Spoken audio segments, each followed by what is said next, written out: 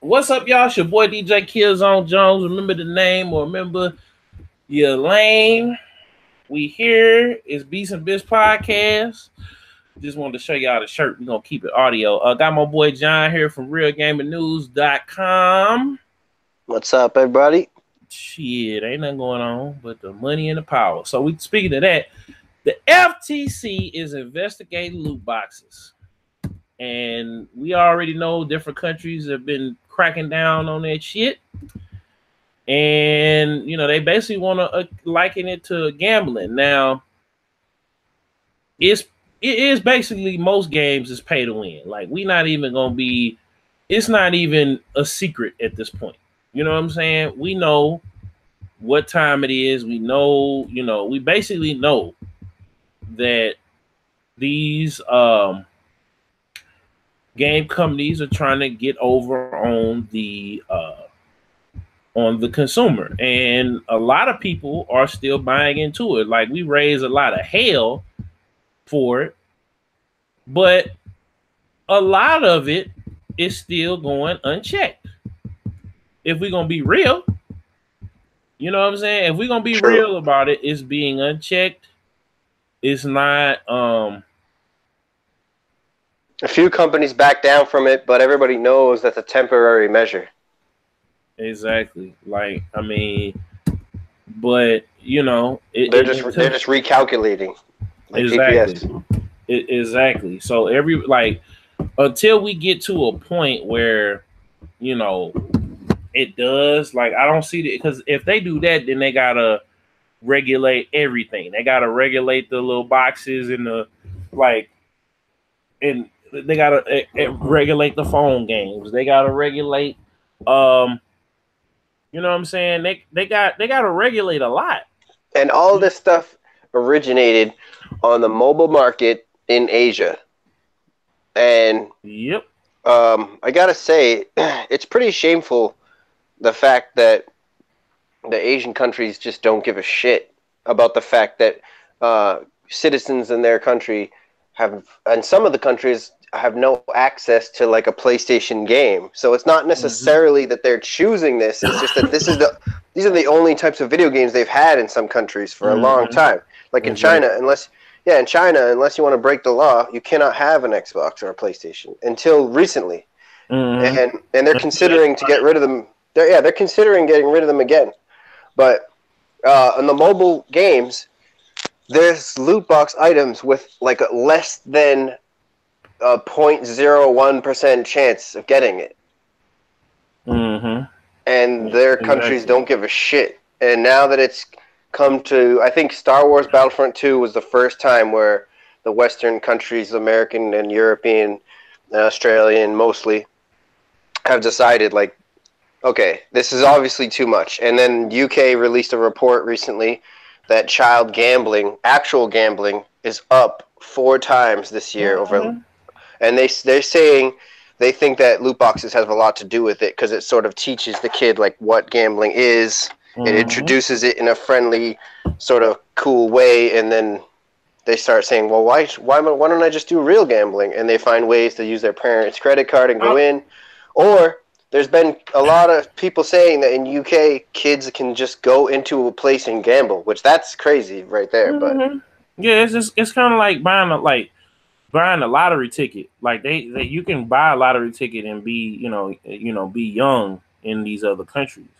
So it's kind of, indicative of like which culture it is. I mean, the only reason why it's being talked about now is because it's affecting kids. But, my whole reasoning behind, my whole giddy up behind what is it? Behind my whole take on it is this. There was a lot of hardcore gamers that were spending money back in, when they originally introduced this in Madden, because Madden and also Madden and also the mobile games and FIFA Ultimate Team. Yeah, like 2K, and people keep behind it.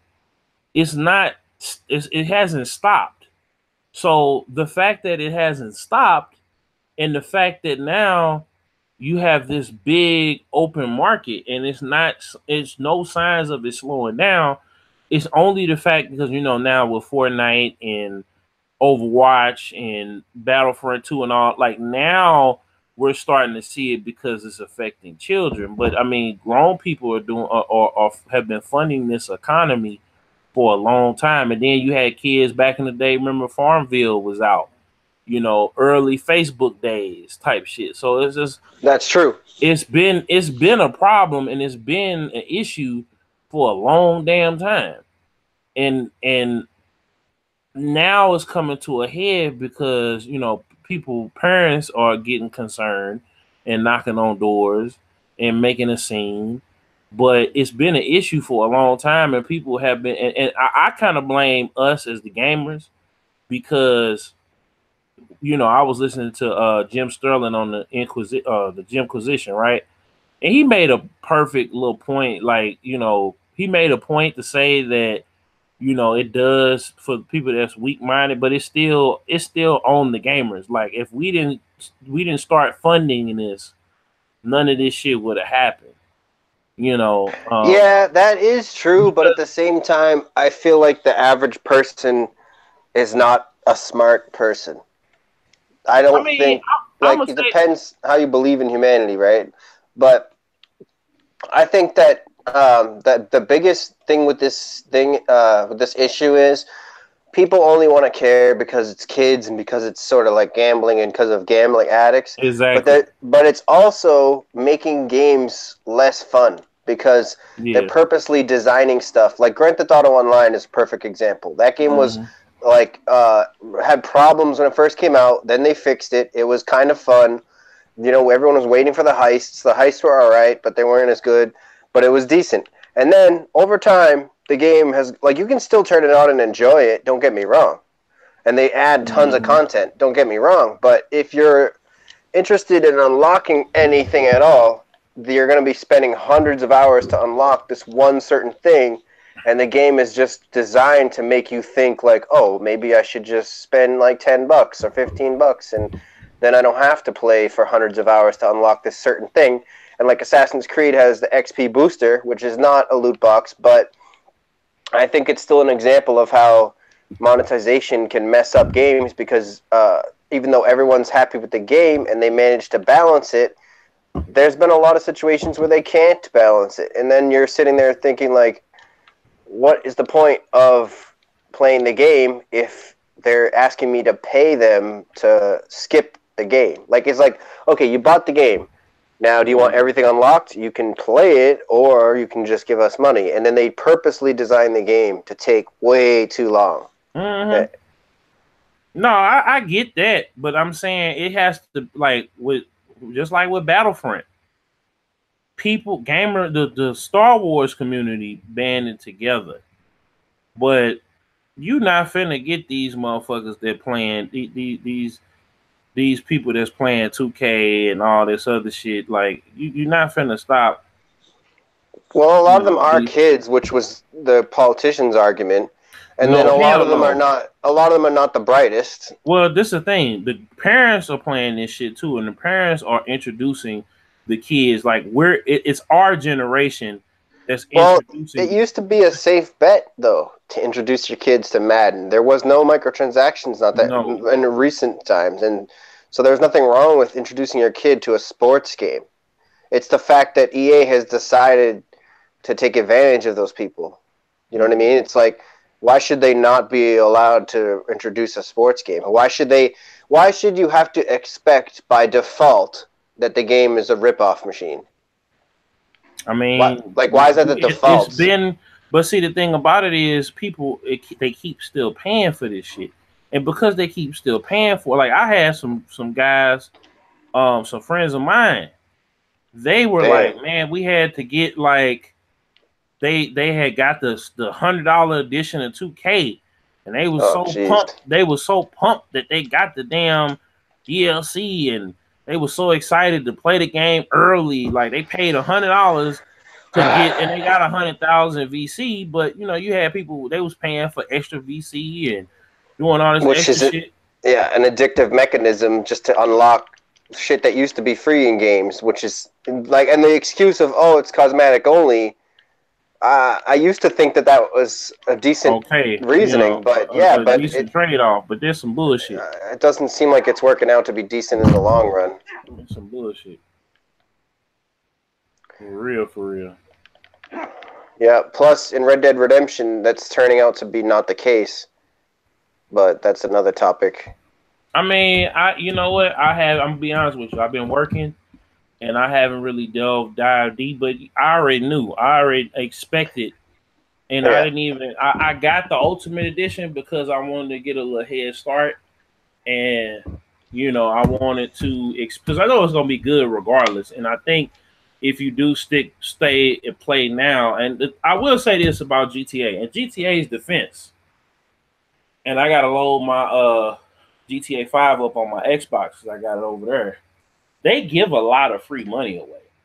Like just by playing the game. If you play the game and if you've been playing it since the beginning, when they had the beta and they had like every month at least they giving at least at the bare minimum, they giving like 100,000 to maybe if you play the whole week, you can get like right now you can get like 1.3 million.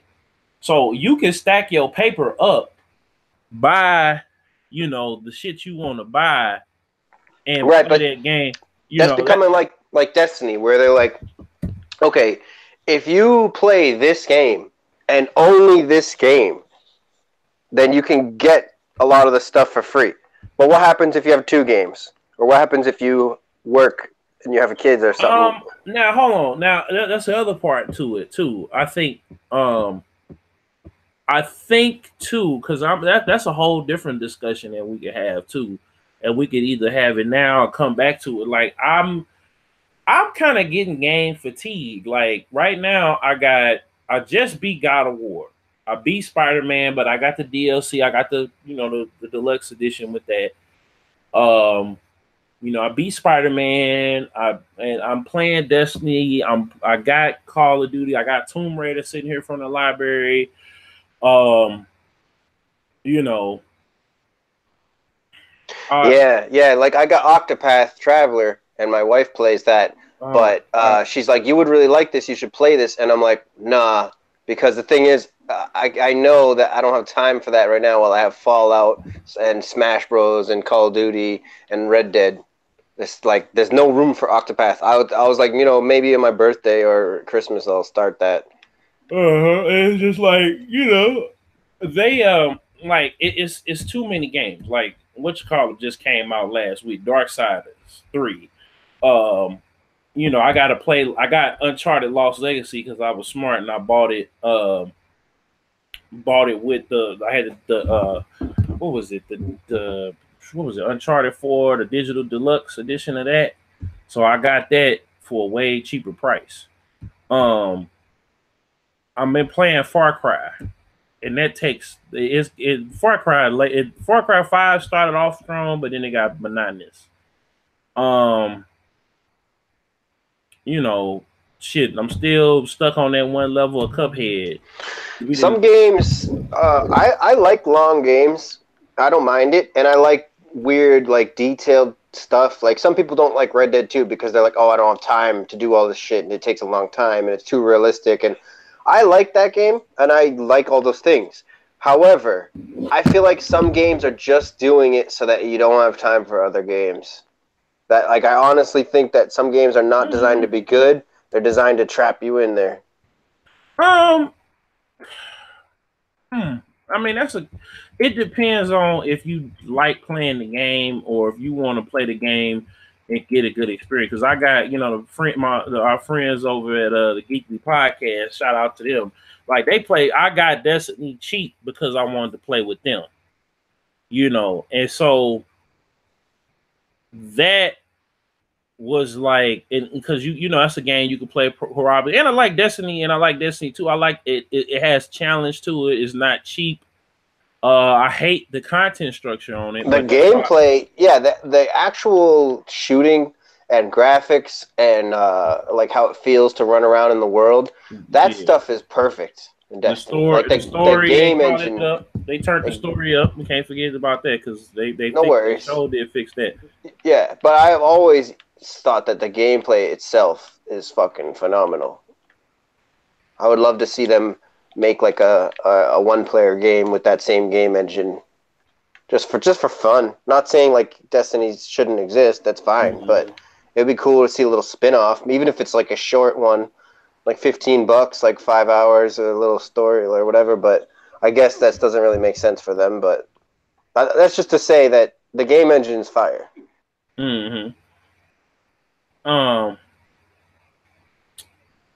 Yeah, I mean, it's just I kind of see the argument from both sides, and it's kind of like you make perfect sense, you know, with stating your point like that, and you know what I'm saying, and I agree with you, and I think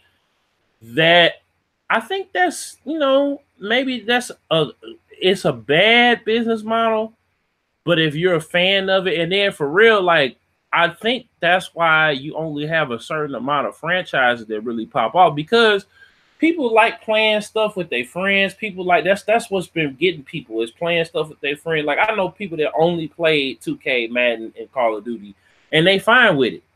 You know, they might play another game here and there, or they'll get it from the library or whatever. So it's, again, I feel like it still goes back to the consumer. Because when Battlefront, and I'm actually about to load Battlefront back up because they got the Clone Wars update. But when Battlefront came out and, you know, made that big stink, it really fucked up the gaming industry for the worse. You know what I'm saying, John? It really, really fucked it up for the worse. So it's just like, it was like, I think you're right. I feel like things were usually tolerable before that. Like, there was microtransactions. It was a problem, but it was like a problem you can mostly ignore. And then it seems like after that happened, one group of companies decided to say, well, most people went in the middle, right? They don't want to be no part of it on either side. But some companies decided, like, we're going to make a big, loud statement. Loot boxes are not okay. We don't use them. We're the good guys. And then a whole bunch of other companies basically stood their ground and got worse. They turned it up to 100. They were like, oh, you don't like that? Check this out. Like, we're going to try to do it in a more sneaky way, but we're going to let you know, like, this is not going away. And now the governments are getting involved, which was predicted to happen by a lot of people, that if they don't stop doing this, the governments are going to decide that and the thing about the government intervention is that they don't necessarily care about doing the right thing. They just see it as a way of gaining favor. They see a group of people mad about something and an easy way for them to try and get votes. You know what I mean? Because if you be like, oh, that was the guy who got rid of loot boxes, let me give him a vote real quick. You know what I mean? So the government doesn't necessarily care about helping you out. It's more about, let's have a good image. Let's look like we're making some people happy. So that's how I think about that. So 6ix9ine might beat the case. Wow. And I'm hoping he beats the case, because it seems like a lot of people was praying for his downfall. But now if you look at the police report in the informant. Do you have details? Well, I saw Academic's video where he was combing through the paperwork, and I saw that one of the guys that was the informant said that, you know, he was never a part of the game. And they all, all the guys concluded with him. You know what I'm saying? Like, they agreed. I don't understand. Okay, so basically they had the informant go in to meet up with Shoddy and the other dudes that was mad that Tekashi cut them off. Right. You know, they felt like they helped him, they held him down and everything else like that. So they started the usual story, right? Yeah. And then what happened there? Oh, oh, my bad. And That's then, okay. And then they, because I was looking for it, and then they, and then one of the dudes was like, "Yeah, he wasn't never part of the gang," and Shotty was like, "Yeah, man, he wasn't part of the gang ever. Like he was never down with that. Like we, you know, it was basically agreed upon that he was kind of holding him down. It was a trade off. You know, he was paying them. They was that holding sounds him familiar. down. Like it wasn't, and it seemed like Shotty is kind of like." He is the big homie, but he's kind of feeling like he's kind of like torn because a lot of his guys want to fuck him up, right? Yeah. He wants to talk. He wants to talk, but I think, me personally think, I think Shotty probably told him like, "Hey, bro, the Fed's watching. I can feel it. We need to put this act. We need to make this. We need to cut ties right now." Oh. And the other dude, this is my hot take on it. The other dudes was like, "Nah, fuck that. We, you know," and that's why the dude who ended up being in the video that, you know, was helping him fight or whatever in LA, right, ended up getting cut out the game. Damn. And so, you know what I'm saying? So because he didn't follow orders. He didn't follow. You know what I'm saying? He tried to kidnap him and get, you know, because he got mad because he got kicked out. You know, and come to find out, they had a snitch up in their midst. So I just feel like, you know, a lot of these rappers, they do bullshit to try to get on, you know, Kashi, Boom Gang, a lot of these guys. But we tend to, you know, and we buy into the bullshit for the most part. And I think, I mean, if you don't have like a marketing company behind you that's gonna bolster your numbers and get people to come fuck with your shit organically, and maybe speed up the process. And I know a couple companies, but I'm not giving up the plug away. So you know what I'm saying? You know, people, a lot of these guys come in the game, they get signed, and then they got to figure out a way. Tekashi fell victim. Trippie Redd was kind of what is it? Was Tekashi? He kind of fell up under the shadow of Trippie Redd, right? So, and he wasn't doing the shit that he was purporting to do in his raps at first. He was doing like emo rap. You know, it was like dark. I mean, it was still, you know, some of that tough shit, but it wasn't to the level that it was when he got out on his own. So then, you know, that whole, the beef and everything or whatever popped off. I heard it was B-Bro said it was told to him that it was manufactured. A whole bunch of bullshit, basically. So as we look at this shit, right, and we look at this case, I just kind of feel like, people need to really go out here and get money first before they want to be, like, before they get in the entertainment industry.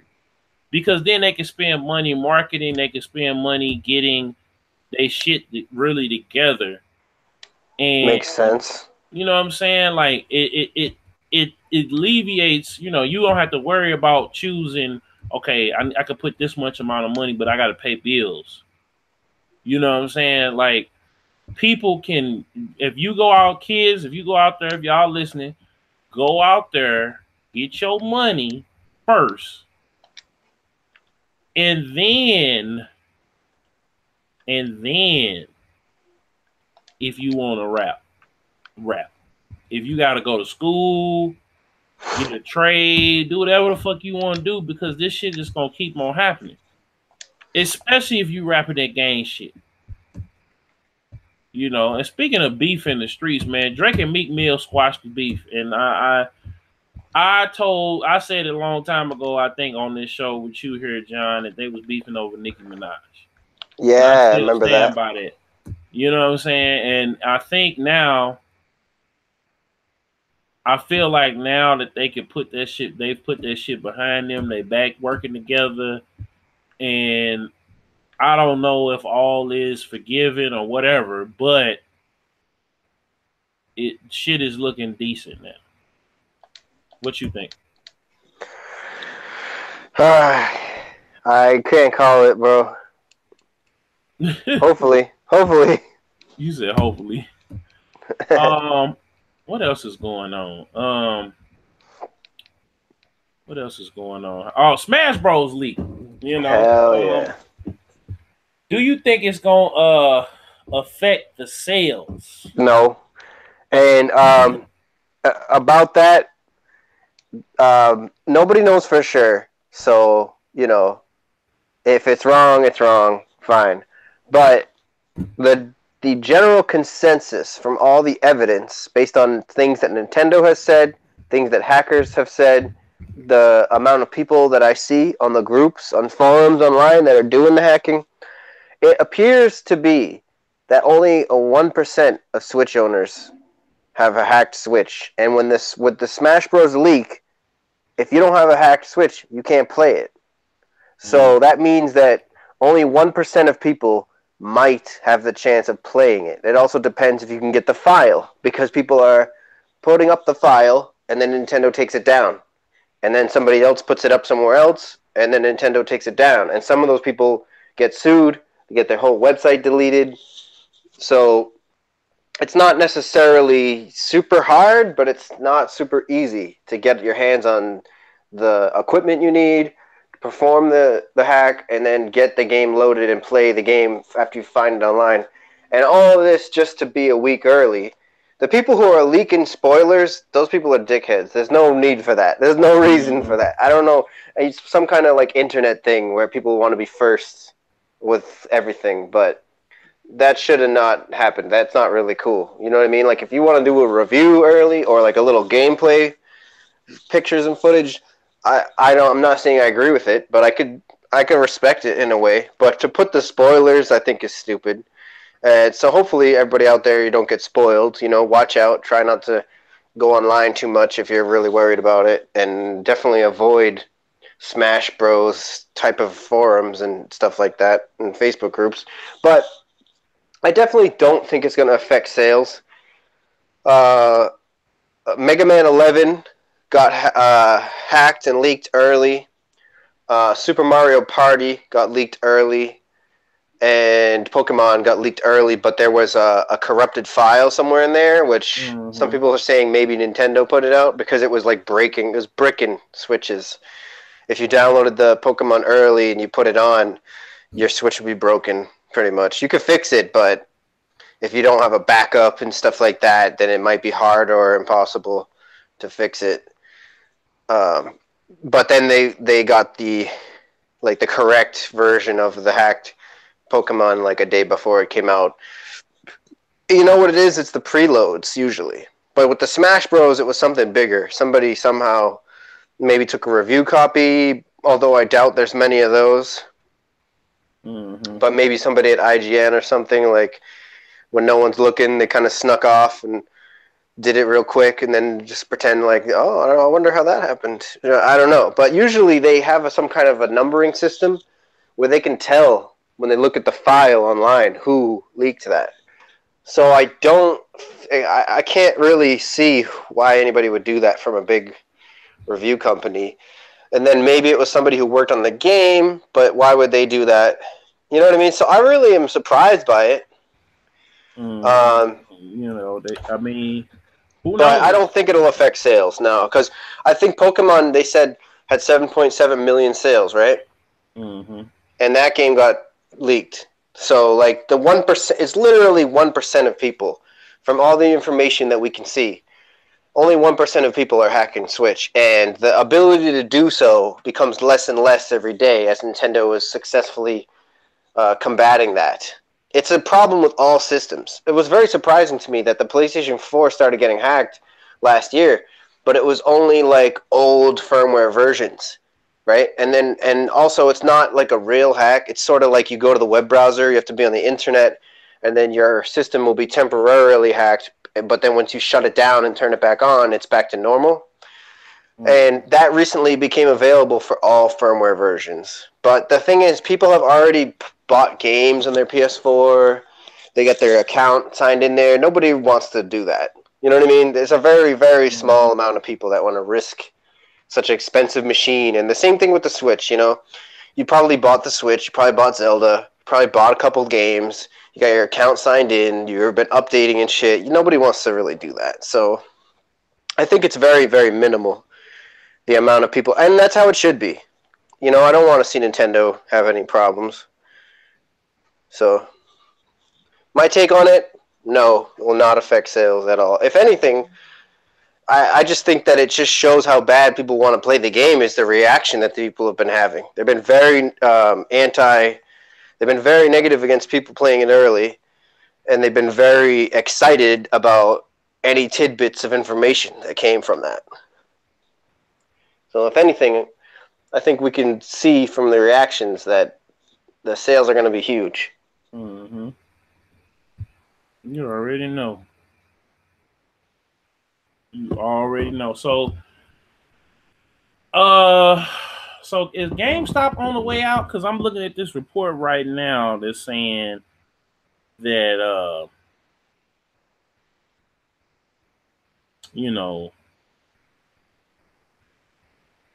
saying that they that they're on the way out, basically. That they're they've been on a slow downcline for many years. And I don't know what's going to be the result of it. They have a lot of problems with how they do business, but it is still good to have a game store. The sad part with all these companies, all these stores, the really unfortunate thing is that, like, in America especially, online shopping is so easy and it's so good. Yeah. And like somehow in the past like 5 years, even all the Chinese knockoff items, they started to only allow like really good ones, you know what I mean, to come into America. It's like even when you buy like the $3 version of the $10 item, you're getting pretty good shit. So, but the unfortunate thing, which if you look at Blockbuster and Netflix, it's a perfect example. People were buying movies, people were renting movies, and then all the stores competed with each other to the point where there was only really Blockbuster. All the other stores mostly died off, right? Get the mom and pop. You got your mom and pop here and there, but mostly they killed off the other stores. Walmart and GameStop and companies like that have been killing off tons of other stores. The only really grocery stores still survive with each other, but if you look at any other type of store, it's like over time it becomes like a pyramid effect where it funnels down to like one or two companies. You know, it used to be Circuit City, Best Buy, Radio Shack, Staples, blah blah, all the stuff. Now you see one company doing pretty good with it, and a couple others are like about to close in the next 10 years probably.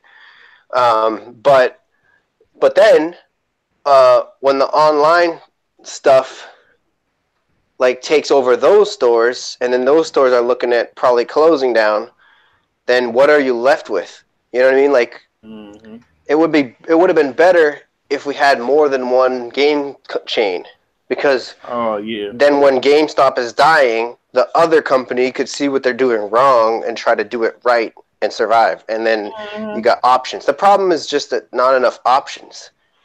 And GameStop's stubborn. They only want to do things the way that they've been doing things. They kept saying for years that they got new plans and new ideas and new ways of doing things. And the fact is they don't. They're just doing the same shit. So, man, you knew that. Yep, but if they do go down, I think it's going to take a long time. That's the thing with these big companies. They could be dying for 20, 30 years, but the average consumer does not know that. And some of the people working there don't want to believe that, or they don't know that, or they don't care because they still got to make a living.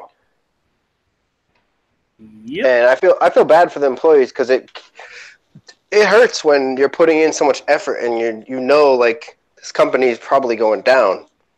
No matter how hard I try, like if you're a store manager, it's like I can make my store as good as I want, but it's not going to fix the company. You know what I mean? So it's a shame. Even though I had it out for them at times, and then at other times I was giving them tips, my opinions of how they could do better, but in the end, it's a bittersweet. Like, it does not feel good to watch them die. You know what I'm saying? You thought, like, revenge is bittersweet. You know, you thought it would feel good, but then you're like, damn, maybe I needed another game store, you know? Shit. Mm-hmm. And when they die, it's going to be like none game stores. But see, this is the thing, though. I'm kind of, you know, what's the word? Like, I don't know, man. I'm kind of,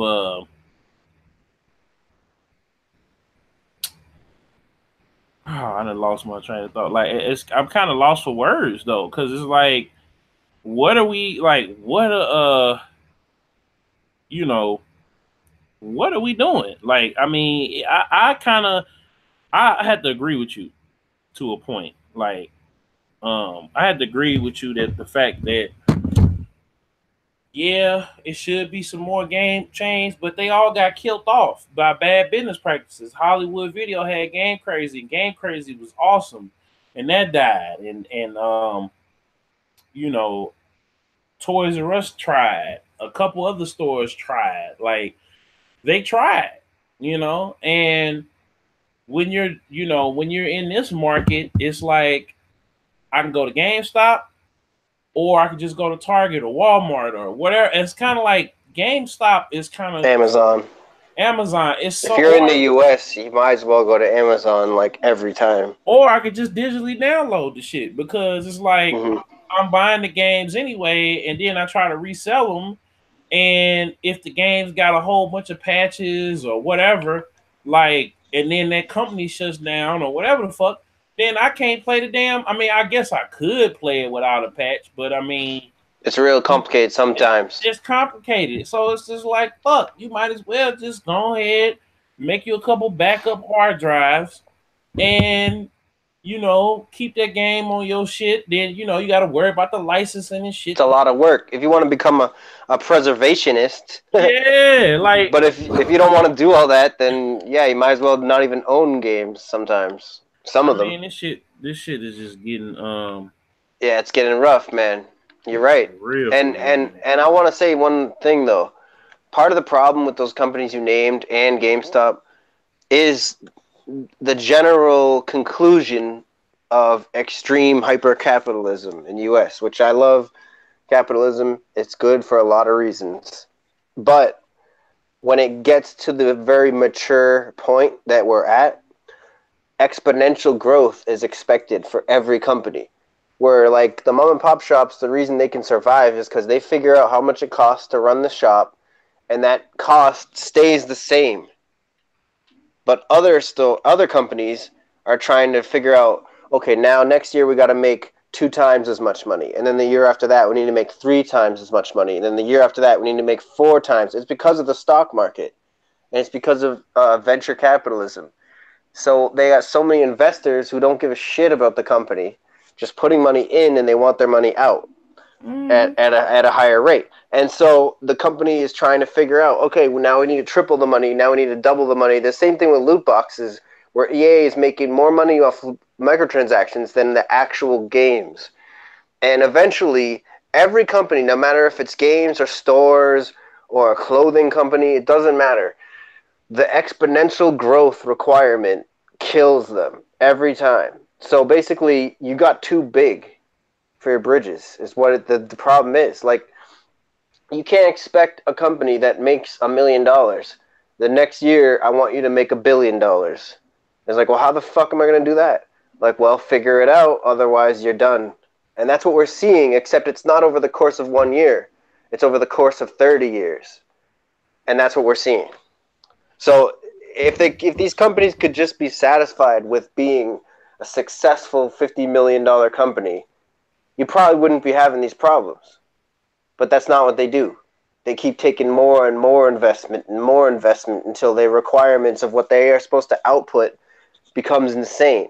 And then the people that invested and didn't get their money back, now those people start to sort of hostile takeover and take the company apart because they feel like they want to get what they're owed. And they're going to do that by bringing the company down. But they're going to do it slowly because that's the most profitable way. That's what happened with Radio Shack. That's what happened with a lot of companies. Circuit City, that's what happened with them. If they would have stayed at the point where they're like, okay, guys, we made $200 million last year. Oh, yeah. All we need to do is make $200 million this year. If that was the case, they'd be fine. But that's not what happens. Companies always need to make more money and more money and more money. And then there comes a year where you don't make it. And then the next year, you don't make it. And they keep making the goal bigger and bigger. Just like Square Enix when they put out Tomb Raider and it sold 7 million copies. And they were like, that was a disappointment. We were expecting more than that. It did not break even. It did not break even. Why? Because your expectation is set too high. You're investing too much. Be happy with making $100 million 1 year. Don't try to say, okay, next year you better make 200 million, and we're going to risk the entire company that if we don't make 200 million, we're just going to slowly die over the next decade. So that's part of the problem that a lot of people don't really understand, and I don't fully understand it. I'm not I'm not an economist expert, but I know enough to know that that's part of the problem. You know, like you see these people who go on Shark Tank, for example, and they have a good idea, and the investors tell them, your idea is good, and it's making you good money, but it's not going to work to make it 10 times bigger. Just stay doing what you're doing. And they refuse to invest in some people because they tell them, like, that's a good business. You're making like 10 million a year, but you're not going to succeed at 100 million. So just stay there. Just do that. Don't be greedy, you know, and don't try to hire twice as many people next year and try to make twice as much money. Just fucking make the 10 million and keep doing it. That's why the mom and pop shops survive and the GameStop's struggling when they make way more money than the mom and pop shops. Mm-hmm. Because they're setting their goals higher and higher and higher, and then they just can't reach it. I mean, you know, just go big or go home. But motherfuckers, the game companies to GameStop, it's all about the bread. And eventually, you can only make so much money, and then they still making money, but they want to make all the money. Like anytime you see, like a district manager and the CEO at one time of GameStop came to my city, all in the goddamn store, like. They just want to they don't give a fuck about. That's the thing about it. Like nobody, like the people who gave a fuck about games, like they don't have all this investment capital to go into. Like you still got them, but you know what I'm saying. Yeah, you're 100% right. I get it. It's so fucked up. It's just so fucked up. It's like some sort of a treadmill. It's not even about the company anymore. And some of those people are just in there to collect the paycheck. They don't give a shit how GameStop does. They don't give a fuck about how these shareholders and these companies don't give a fuck. You know you know how the manager stuff works at the higher levels? District managers managing store managers, being managed by region managers. All they do is set goals and then police each other on the goals. That's it. They're like, it's such a primitive, outdated thing. And all it is for exponential growth, which I just explained why that's not a good idea. And then you got to remember that PlayStation and Xbox and all these companies, they have an uneasy relationship with these stores. They don't really totally like them all the time. Because they've been starting to think over the years, since the early days, even Nintendo, you can see, is an early example. Nintendo tried to block game rentals, and they succeeded in some countries. In Japan, people had blank tapes and tape recorders next to music you can rent. So people just go in there, rent the music, bootleg the music, and then walk right out with the bootlegged copy. And Nintendo try to ban game renting in Japan, and they succeeded. You cannot rent games in Japan because they knew what's up. and they tried to block used game sales as well very early on, and they failed in America at both of those. So just that example, but also PlayStation has had issues sometimes where these companies feel like if you're going to buy one copy from me for $30, because GameStop doesn't pay full price because they're buying so many units. So say if you're going to pay me $30, maybe $40, depends on the game. And then you're going to sell the game, buy it back. Like you sell the game for $55 because that's what they do. And then you buy it back from them for $8. And then you're going to sell it to another person for maybe 50 or 45, and then you're going to sell that game 10 times. Or like rental places, they're making a little bit, but not as much. And it can be a fair business, but you just like how GameStop wants all the money in the world every year, they need more and more money. The game companies are on the same path. So they're starting to look at GameStop like it wouldn't be a big deal if you went out of business, because that's more money for me, because you're the one that keeps on selling my games 10 times. You know, where I could have had $600, but instead I just got $30 because you were the one who kept on buying and selling and buying and selling. And I'm not against used games per se. I'm just saying that's how PlayStation and Xbox sometimes look at it, and that's not helping GameStop's situation. Because it's like GameStop's the friend who's like starting to drown a little bit, and they think Xbox and PlayStation going to help them lift them up, and then they're just like, nah, fuck it, let them drown, bro.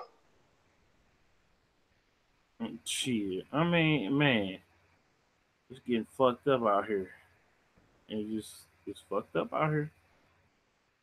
And video games has always been known as a very cutthroat industry. Just that from the outside looking in, it may look like it's all fun and games and everybody's always smiling and they're happy.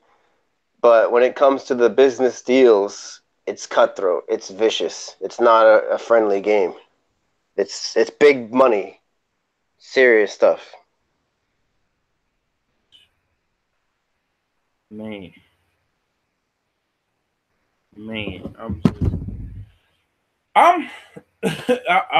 I'm worried, man. It's really got me worried. Like I'm worried about. I worry about this stuff too, and it's not just gaming, but it's just the fact about in the U.S. we saw like I don't know what the percentage is, but you could probably safely say like 60% of the stores have shut down because Amazon is so good in the U.S. You know, I mean, what do you think? Is that a right percentage? Or is it higher? But for sure, a lot. Let's just say the word a lot of stores have shut down. There's a lot of chains that don't exist anymore. There's a lot of like medium-sized chains that people didn't know about or they forgot about. So they might feel like, oh, well, there's still a lot of stores. But it's like, nah, you don't understand. Now there's only the big few companies. And those companies are actually doing bad. It's just that they have so much money. It's going to take them 10, 20, 30 years to go out of business. They're not going to go out of business overnight. And what's going to happen when those stores are mostly gone? You think Amazon's still going to give you such a good deal every time? You know what I mean? Do you really think when they become the monopoly and the only person you can get shit from, and it's only Amazon and Walmart and like almost nobody else? Like I said, grocery stores seem to be almost immune to this, which is good because thank God. Imagine if there's a monopoly on food, that's going to be the fucking end. But almost every other type of store, clothing stores, tons of them. If you ever worked in a mall, you know. You're seeing clothing companies going out of business every month, man, every year. There's a bunch of them. So, I don't know. I don't think it's good in the long run. I think that buying online and Amazon the way they are in the US is amazing, and it's awesome. I have nothing against it. But we should have never, and it's the consumer's fault again if you want to be technical, but I don't really feel like it's fair to blame the average person because I don't think that they don't have time. They're not educated about this stuff. They don't know what they're doing. They have no idea the effect they're having, and they don't care. And they're not smart enough usually to even understand it. Even if you try to explain it to them, they're just going to be like, oh, yeah, whatever, I don't give a shit. Like, they're just trying to do what's best for them, which is fair enough. That's the attitude that we always have in the U.S. anyways. It's sort of like every man for himself type of mentality, which has its strengths as well. It's not only bad, but man, it's not going to be good if there's almost no stores. It's not going to be good. But that's going to be regretted. Yeah, I mean, but people, it's not going to be a, shit. I mean, it'll be felt when it's too late. But, we'll see what happens. Yeah, you're right. Stuff is usually felt when it's too late. In a perfect world, you would have both of them and they'd be balanced, but it's just not really how capitalism works. I mean, we got one more, what was I finna say? What was I finna say? Like, man, 50, because I know you was gonna like this. This is your boy. He out here wilding again. 50, his son was recently flicked it up with the son of one of the dudes that was cool with Ja that allegedly ordered the hit out on him. He was friends with Ja Rule. And it was alleged that that shooting where he got hit 9 times infamously was caused by him. His son took the picture or whatever with him, right? And 50 said if these two kids was ran over by a bus, I wouldn't give a fuck.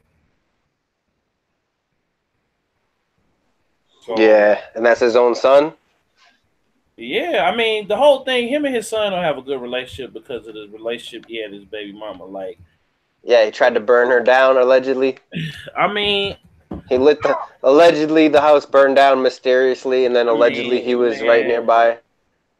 I'm just. But he's allegedly best friends with all the cops, so they don't allegedly give a shit. Allegedly. I'm gonna just say this real quick. I'm not going to sit up and I try not to gossip no more. And I know I took a hit numbers wise because I slowed down on doing vlogs because I just feel like, you can't really judge another man's actions for real, right. Especially with their kids. So yeah. I look at this situation. Yeah, but that was a stupid thing to say. I mean, even if you... I agree. That's something harsh to say. But it's like if my child was old, I mean, I don't know. Like it's kind of a tangled web we weave. Like, yeah, but dude, he's just a confused kid though. Like, what the fuck does he know? He's just a kid. He doesn't know. He's 18 or less. He's 18, yeah. But I'm saying, like, this is the thing about it. From what I gathered, both of them was like, I mean, nobody's innocent in the thing, and it really ain't our business. But I feel like.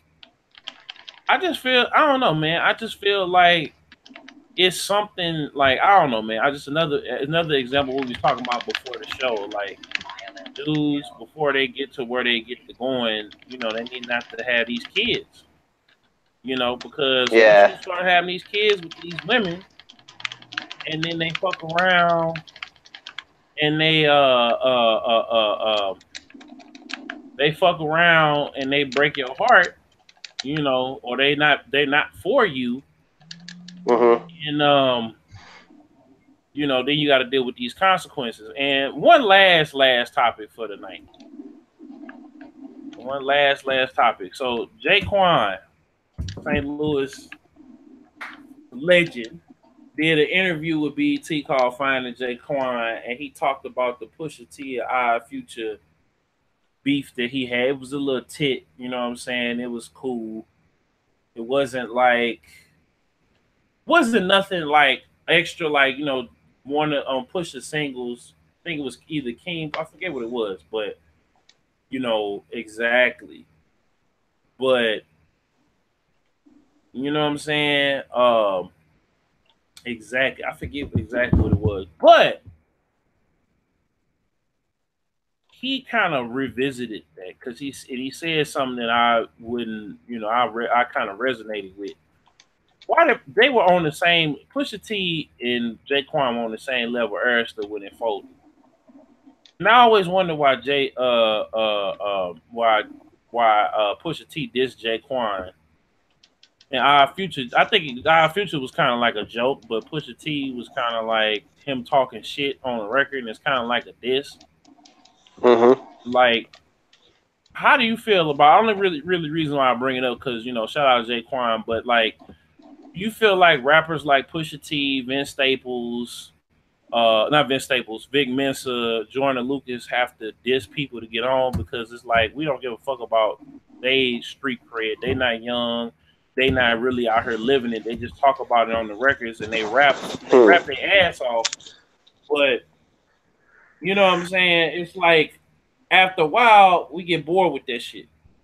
And we go on to the next thing. Like they can never get like a hit. Like he has not had a bona fide #1 hit since Grinding, Pusha T, and that was with his brother. So what do you think? I think French Montana had the right idea though. He was being buddies with everybody, making music with everybody. When he was blowing up and he was at his peak, he basically did a tour of hip hop and did a song with like every person you can imagine. And now he can just drop a single and that shit's instantly at the top. So I think that's a smarter move. Yeah, I think, and also the Game did the same thing. Yeah. He would diss a lot, but then he was like a sneaky dude. He would sort of like pop up on those same people's albums and you're like, how the fuck? And then he's just talking about how he's talking about how he's making friends with people and he's like settling beefs. He's being middlemans to beefs. And he's sort of like, he doesn't take no shit, and that's the reason why he's always in beefs. But if you don't give him no shit to make him take no shit, then he will sort of like just be friends with everybody. And I think that's the smarter way of doing it. Yeah, when you do, because then you're getting everybody's fucking fans to listen to you. That's the smarter way of doing it. Yeah, when you are giving people, you know what I'm saying, when you're out here and you're giving people when you're what's the word I'm looking for? When you're cool with everybody, it lessens the blow. Right. But I think at the same time, I will say this about Pusha, right? Sometimes it's hard to do that. Like I can speak for it firsthand, in my dealings with people in my city. Like it's kind of like, you know what I'm saying? It's kind of, if people aren't giving you your respect and you try to go and you try to play the industry game and then, like I didn't go that route like he did though. I just stopped fucking with people. Like you have two options at that point. If people don't want to rock with you, you could just not fuck with them. But since he got Kanye in his corner, notice before he had Kanye in his corner, he wasn't talking all that shit. But then when he got Kanye in his corner, same thing with Jordan Lucas. Jordan Lucas got a lot of praise and admiration. Eminem kind of took him on his wing and then he back talking shit. Like none of his shit is sticking, but he's back talking shit. You know what I'm saying? So it's kind of, I don't know, man. I just feel like certain rappers, man, they need to just learn. They need to make a hit. They need to work with other rappers instead of dissing motherfuckers, do songs with people. You know what I'm saying? Like Vic Mensa wants to be on this positive shit, and then the thing about it is, like my boy, my big homie, I don't say that about a lot of people. O'Shea Duke Jackson said about people simping, right? When people change their ways and they want to start talking down on people, you know what I'm saying? And it's kind of like you have to kind of watch this shit because you fuck up, now all eyes is on you. So, you know what I'm saying? Like, I think he need to watch that. Jordan Lucas, plus if something happens to somebody, sometimes that like that beef that was happening with Triple X. Mm-hmm, exactly. And then they're thinking people are making conspiracy theories. He's the one that did it. Look, it's the mask. It's the car from the. And we still don't know if that's true, but whatever. Yeah, I think he's gonna beat the case though. But we'll see. And then yeah. Oh, by the way, just another little thing. one real quick thing, and we ain't have to. Then we're gonna end the show. Amazon Tecmo Koei is selling. It's getting ready to sell. I guess an edited version of. I think they're Koei Tecmo now. Oh well, either way, Toei Tecmo Koei. It's on the screen. They're getting ready to sell. Or actually, no, they are selling it. Let's see here. Is it when is Anime Booty? Yeah. I mean, I guess is it a pre-order? No, it's actually for sale. Like they have it for sale on Amazon, and they got all these other. Oh shit! See this? They got all these other versions of the game. They snuck this shit on there. So for all y'all lonely hearts out there, you know, y'all go ahead and snatch the game up. I mean, I was thinking about getting it only because we have all these violent video games that are out there. I know, right? And that's okay, but oh no, not some sexual fucking preference. Yeah. Bullshit. I'm totally fine with the sexual type of games. It doesn't bother me, man. And that's just the damn volleyball game where girls look good. That's so stupid. That's like when you get those girls who look good trying to talk about games, and a whole bunch of people come out of nowhere saying, "Oh, she's just doing it for attention. She doesn't know about games." You're like, why? Just because she looks good, she can't fucking be an expert of games? You fucking people don't know what you're talking about, man. A person's looks doesn't dictate, and it's not a crime to be good looking. Otherwise, I'd be in damn jail. Just kidding, but yeah. Just kidding, but yeah, you know what I mean? Like, it's not a fucking crime to be sexy and hot and dress crazy. That's not a crime. And if you want to have violent games but not sexual games, I never understood that. That's just me. I mean, but see, and I never understood why adults only games basically is a death sentence. I don't understand why you can't just have those games like online only or because behind the counter. Because this is the thing. They don't want. I don't want no stupid porn games, but yeah, it'll be cool. It'll be cool to have like some Pulp Fiction in the form of a game. You know what I mean? That'd be cool. And I don't think mature is the correct rating for that. I think you should be a damn adult for that shit. If you watch Pulp Fiction and you're not an adult, that's probably gonna fuck up your head a little bit. Jeez. So, but I don't like those like. In Japan, they have this like rape games and stupid shit like that. Like that, I do not support that. That's shit. That's crossing the line. I mean, that's crossing the line. But yeah, over there, ain't nobody getting like ain't nobody fucking over there for real. Everybody's working. I know that's part of their problem. They don't have enough sex, so they have these stupid games. Yep. You know what? Hold up. They just gave me an idea. I don't want to know.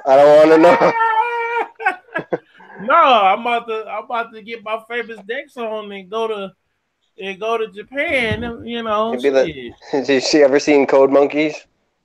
That's a show on G4. Yeah, I'm the tallest man in Japan. Yeah. And they went straight to the titty bar. That was hilarious. I love Code Monkeys. Like I'm a secret. So my PSN like my name of my first mixtape was Killer Cold Monkey J, right? Like that was nice because I like Cold Monkeys. Like I was like, what? That was fire. You know,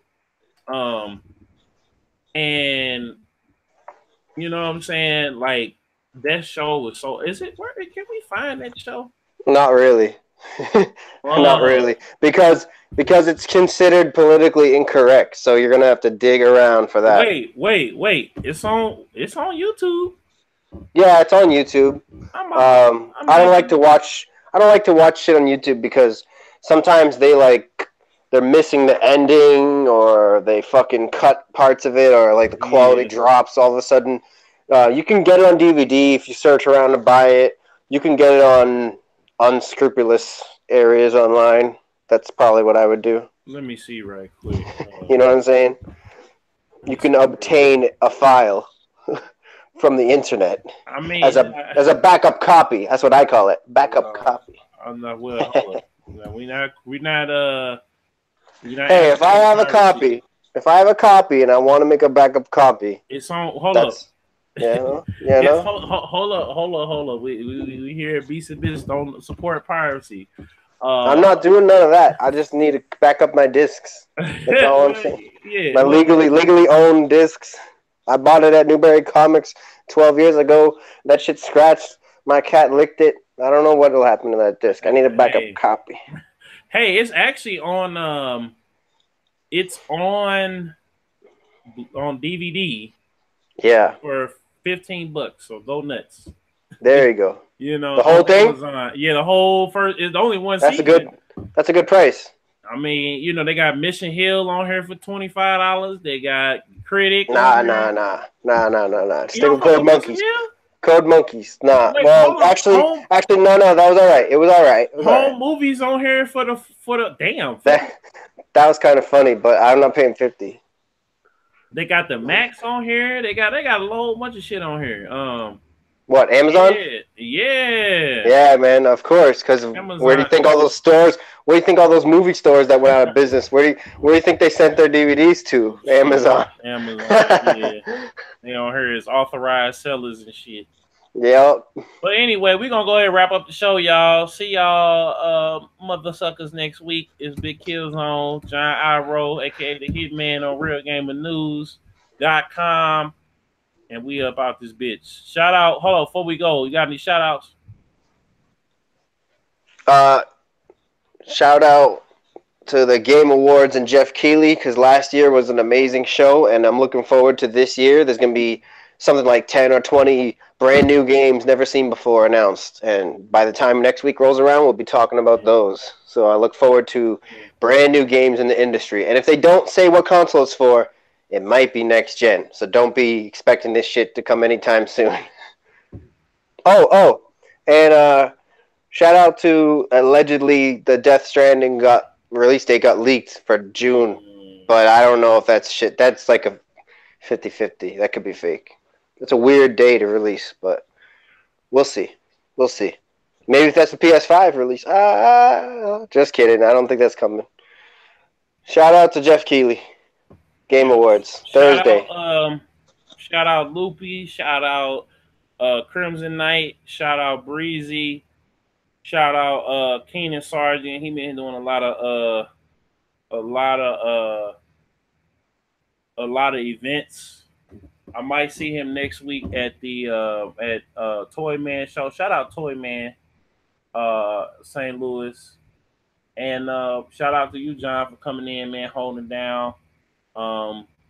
What else is going on, man? Oh, we might do the show. I don't know if you free Friday. If you want to do we can do the show either right before or right after the Game Awards or during the Game Awards, basically. You know, kind of y'all could just put us on in the background, you know, and or come back to kind of get our live reactions to it, you know. Other than that, shit, I mean, that's it basically. So the next keep it real, keep it gaming. Yep. And we out. Peace. It's Beatz Peace. N Bitz.